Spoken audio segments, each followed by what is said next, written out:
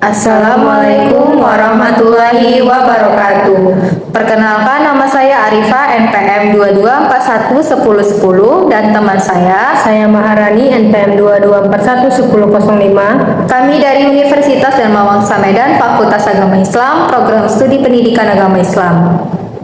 Pada kesempatan kali ini, kami akan memaparkan hasil diskusi yang berjudul Investasi Pembiayaan Pendidikan yang diampu oleh Ibu Dr. Wina Asri, MPD, pada mata kuliah Pembiayaan Pendidikan. Investasi pembiayaan pendidikan adalah pendekatan kebijakan dan praktik penganggaran yang memandang pengeluaran untuk pendidikan sebagai investasi, bukan sekedar biaya konsumsi, karena dana yang dikeluarkan menghasilkan akumulasi modal manusia atau knowledge, skill, health yang berkontribusi pada produktivitas individu dan pertumbuhan ekonomi jangka panjang.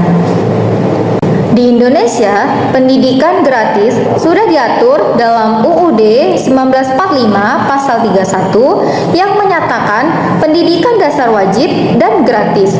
Program seperti Kartu Indonesia Pintar atau KIP dan BOS atau bantuan operasional sekolah telah membuat pendidikan SD sampai SMA gratis bagi jutaan siswa dengan anggaran pendidikan minimal 20% dari APBN.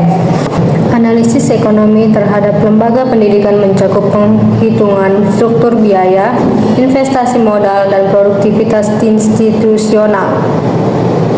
Dalam perspektif makroekonomi, pendidikan berfungsi sebagai subsektor ekonomi yang berkontribusi terhadap produk domestik bruto atau PDB.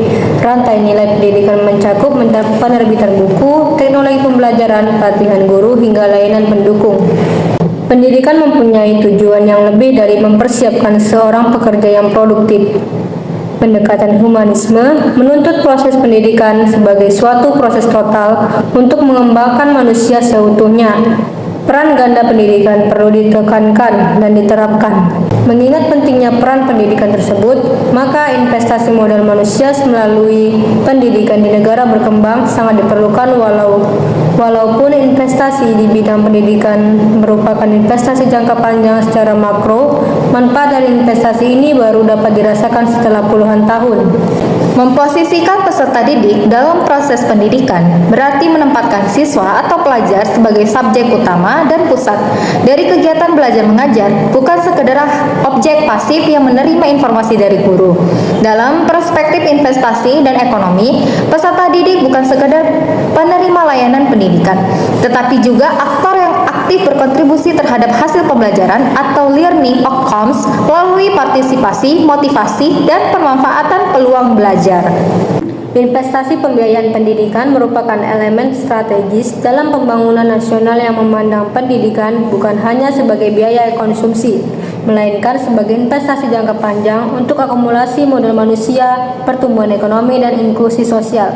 Pendidikan gratis meskipun menantang biaya tinggi dan kualitas telah terbukti mungkin di negara-negara seperti Finlandia, Jerman, dan Indonesia melalui program seperti KIP dan BOS. Asal dukung komitmen politik, diversifikasi sumber dana, dan pengawasan ketat untuk mengatasi ketimpangan akses.